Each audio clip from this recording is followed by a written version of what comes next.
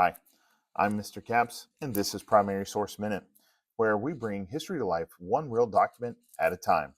This week, we travel to London in 1775, not to a battlefield, but to the floor of Parliament, where one man stood to offer what may have been the last peaceful path forward before the American Revolution began.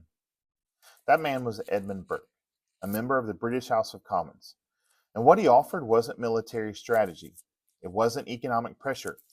It was a plea for empathy. Burke believed that the colonies weren't filled with rebels. They were filled with Englishmen fighting for the same liberties that England itself had long cherished. Here's what Burke said in his famous speech on Conciliation with America, delivered on March 22nd, 1775. The proposition is peace, not peace through the medium of war, not peace to be hunted through the labyrinth of intricate and endless negotiations, but simple peace. In just two words, simple peace.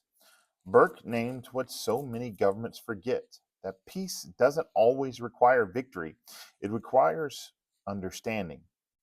Burke's warning was profound. He knew force might silence rebellion for a moment, but it would never win the hearts. He went on to say, the concessions of the weak are the concessions of fear. The concessions of the strong are the concessions of magnanimity. That's powerful. He's saying real strength is not always shown by domination. It's shown by self-control, magnanimity, generosity of spirit is the mark of a strong government. And then this, perhaps the most striking of it all. He said, a nation is not governed, which is perpetually to be conquered. In other words, a government that only rules through threats isn't ruling, it's occupying. And occupation always breeds resistance. Burke's plea for peace was ignored. Just a few weeks later, shots rang out at Lexington and Concord, and the American colonies were at war with the British Empire.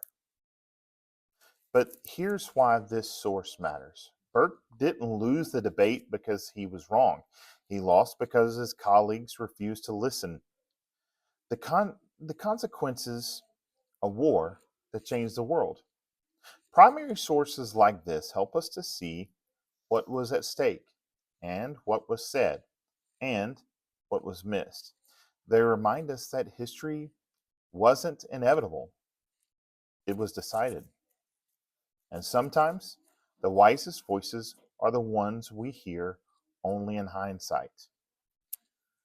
So here's your reminder.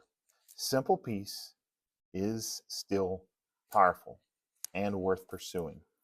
Keep asking good questions and help us reach 100 subscribers by clicking that button below. I'll see you next time on Primary Source Minute.